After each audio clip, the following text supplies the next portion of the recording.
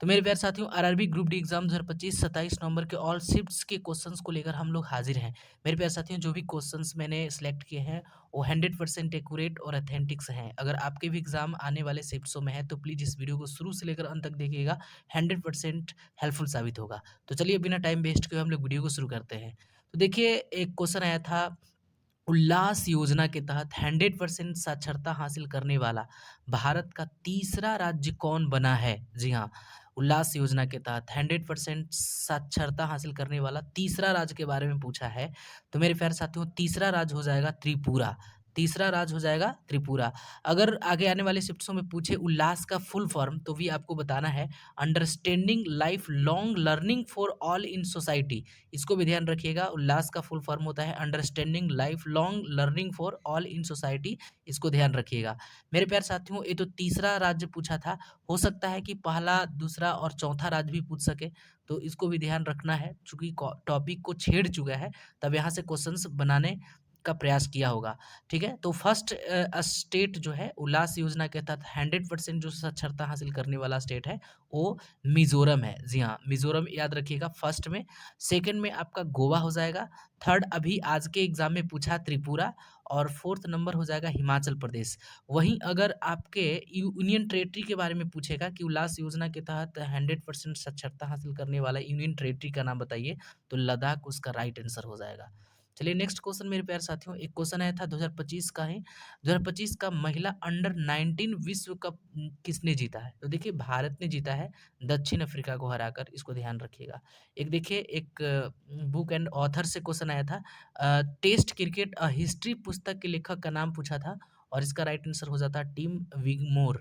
जी हाँ, टिम विगमोर जो है वो टेस्ट क्रिकेट अ हिस्ट्री पुस्तक के लेखक हैं, इसको ध्यान रखिएगा। मेरे प्यारे साथियों नेक्स्ट क्वेश्चन की ओर चलें तो देखिए एक क्वेश्चन साइंस का क्या था, शैवाल में यदि अधिक मात्रा में पोषक तत्व तथा जल मिलाया जाए तो मुख्य रूप से कौन सी क्रिया होगी? तो मेरे प्यारे साथियों शैवालों में अगर अधिक मात्रा में पोषक तत्व और जब जल मिलाइएगा तो उसमें यूट्रॉफिकेशन होगा, यानी शैवाल प्रस्फुटन होगा। तो ये ऑप्शंस में थे शैवाल प्रस्फुटन, इसका राइट आंसर शैवाल प्रस्फुटन हो जाएगा, इंग्लिश में यूट्रॉफिकेशन हो जाएगा। ठीक है, एक क्वेश्चन मेरे प्यारे साथियों और था, देखिए नैप्थलीन के जलने पर किस रंग की ज्वाला उत्पन्न होती है? तो पीली या काली ज्वाला उत्पन्न हो सकती है नैप्थलीन को जलाइएगा तो, इसका राइट आंसर हो जाता है पीली या काली धुआं। ठीक है, उसके बाद मेरे प्यारे साथियों देखिए एक क्वेश्चन आया था, महाराष्ट्र का कौन सा शहर सैनिटरी और बायोमेडिकल कचरा प्रबंधन में एक आदर्श के रूप में उभरा है? तो इसका कराड हो जाएगा, जो कि सतारा का एक क्षेत्र है कराड। तो इसको याद रखिएगा, महाराष्ट्र का एक सैनिटरी और बायोमेडिकल कचरा प्रबंधन के लिए आदर्श रूप से एक नए प्रबंधन के रूप में उड़ा है, जिसका नाम कराड है, जो कि सतारा में है। ठीक है, एक क्वेश्चन मेरे प्यारे साथियों, एक क्वेश्चन आया था, डी गुकेश के अलावा 2024 में मेजर ध्यानचंद खेल रत्न अवार्ड किसे मिला है? तो देखिए ये तीन लोगों के अलावे और भी लोगों को मिला है, लेकिन इसमें आपको मनु भाकर और हरमनप्रीत सिंह और प्रवीण सिंह, और एक डी नंबर ऑप्शन में था मेरे प्यारे साथियों ऑल ऑफ द एबव, इनमें से सभी। तो ऑप्शन के हिसाब से मनु भाकर, हरमनप्रीत सिंह और प्रवीण कुमार, ये तीनों के तीनों हो जाते राइट, इसका मतलब ऑप्शन डी चला जाता। तो इसमें आप लोगों को ध्यान रखना है। देखिए एक और 2024 से करंट अफेयर्स पूछा था, एक क्वेश्चन था, अर्जुन पुरस्कार 2024 में सबसे अधिक किस खेल में दिया गया है? तो मेरे प्यारे साथियों अर्जुन पुरस्कार 2024 34 खिलाड़ियों को दिया गया था, और सबसे अधिक की बात करें तो पैरा एथलीटों को दिया गया है। 17 जो है वो 17 पैरा एथलीटों को अर्जुन पुरस्कार दिया गया था 2024 में। उसके बाद देखिए क्वेश्चन आया था, तीसरे बच्चे के लिए भी मातृत्व अवकाश उपलब्ध होने से संबंधित बयान किस उच्च न्यायालय के द्वारा दिया गया है? यानी 3 बच्चे के होने के बाद भी उनकी माताओं को जो है अवकाश मिलना चाहिए, तो ये तमिलनाडु उच्च न्यायालय ने इस तरह का बयान दिया है, तो इसको ध्यान रखिएगा।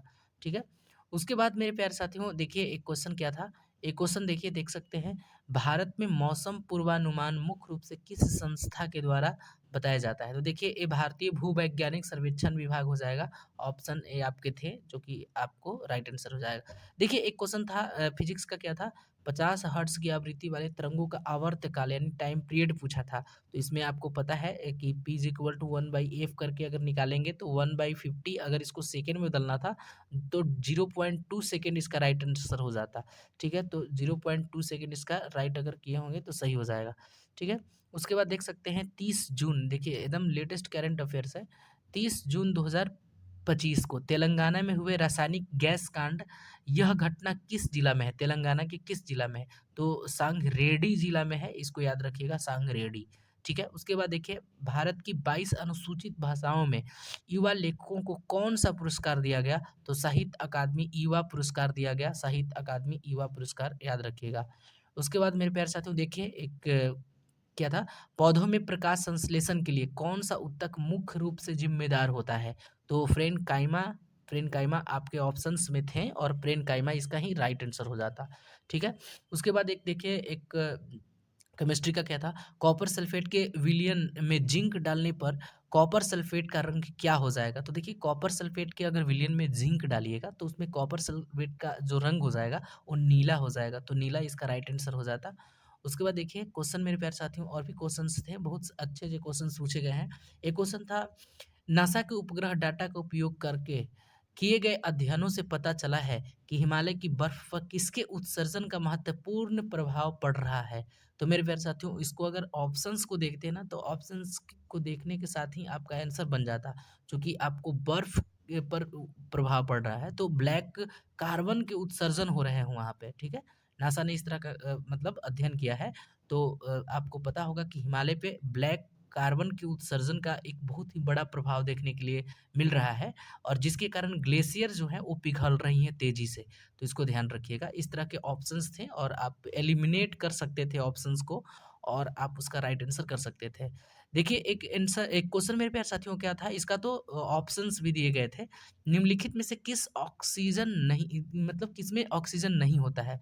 तो अल्कोहल था, कीटोन था, कार्बोक्सिलिक अम्ल था और अल्केन यानी हाइड्रोकार्बन का अल्केन था।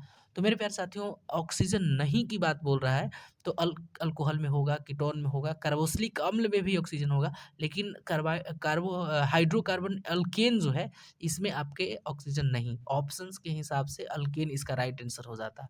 ठीक है? अब देखिए हम लोग इस सेकंड शिफ्ट के क्वेश्चन की ओर हम लोग मूव करते हैं।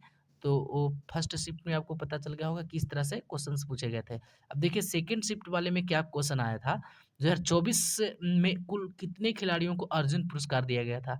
जो कि फर्स्ट शिफ्ट में मेरे प्यारे साथियों इस तरह के क्वेश्चंस पूछे गए थे कि सबसे ज़्यादा किस क्षेत्र के खिलाड़ियों को दिया गया था। लेकिन इसमें टोटल पूछा है कि कितने खिलाड़ियों को अर्जुन पुरस्कार 2024 में नवाजा गया, तो 32 आपको याद रखना था। ठीक है?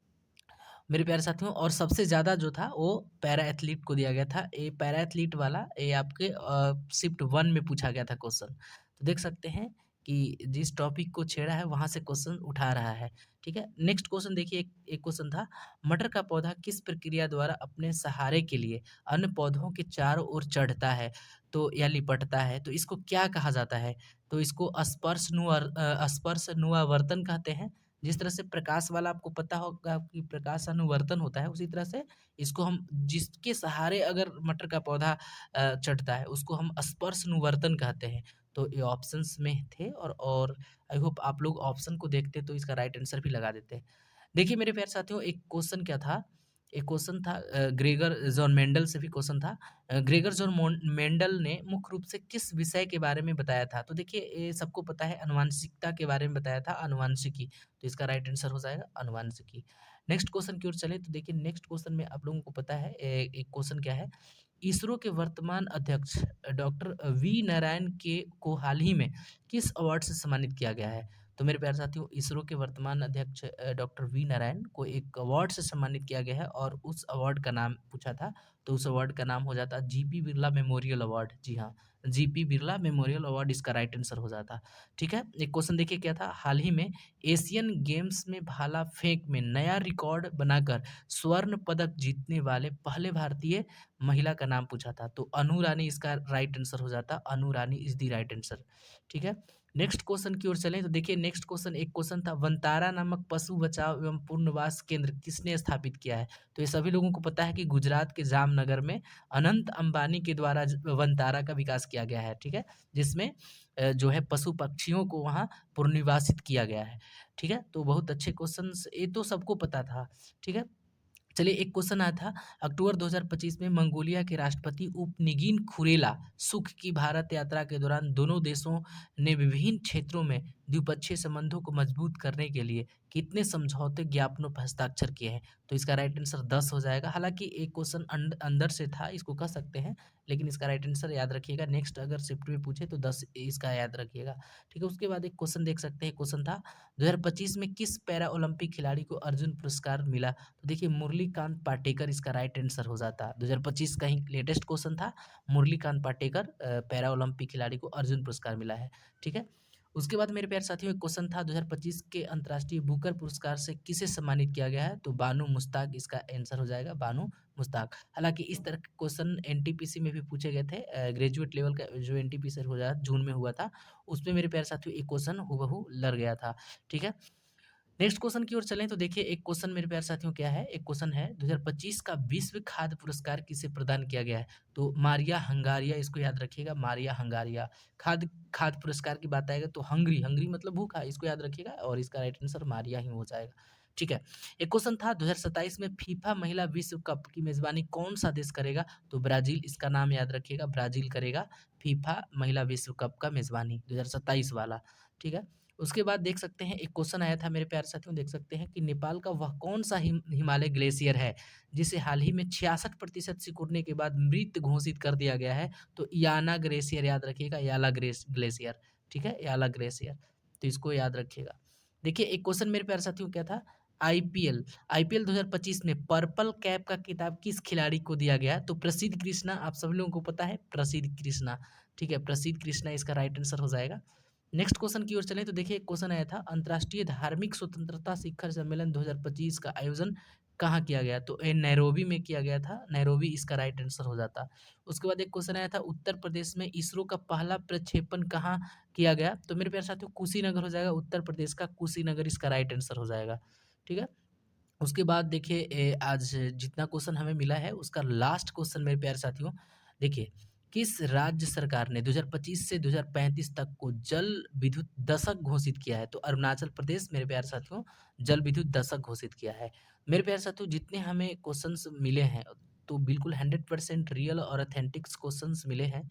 अब इसके लिए मेरे पास मैथ्स के भी क्वेश्चन और रीजनिंग के भी क्वेश्चंस हैं। लेकिन संडे को हम मैथ का और रीजनिंग का स्पेशल एक वीडियो बनाएँगे, जो कि अभी तक जो भी शिफ्ट्स होंगे वो सारे के सारे शिफ्ट्सों के पूछे गए ओरिजिनल और ऑथेंटिक 100% एक्यूरेट मेरे प्यारे साथियों क्वेश्चंस होंगे। तो अगर आप लोग अभी तक हमारे चैनल को सब्सक्राइब नहीं किए हैं तो प्लीज़ चैनल को सब्सक्राइब करके बेल आइकन को प्रेस कर दीजिएगा, ताकि जब भी मैं कोई नए वीडियो को अपलोड करूँ उसका नोटिफ़िकेशन सबसे पहले आप तक पहुँचे। तो चलिए आज के लिए बस इतना ही, मिलते हैं हम लोग नेक्स्ट वीडियो में, तब तक के लिए टेक केयर।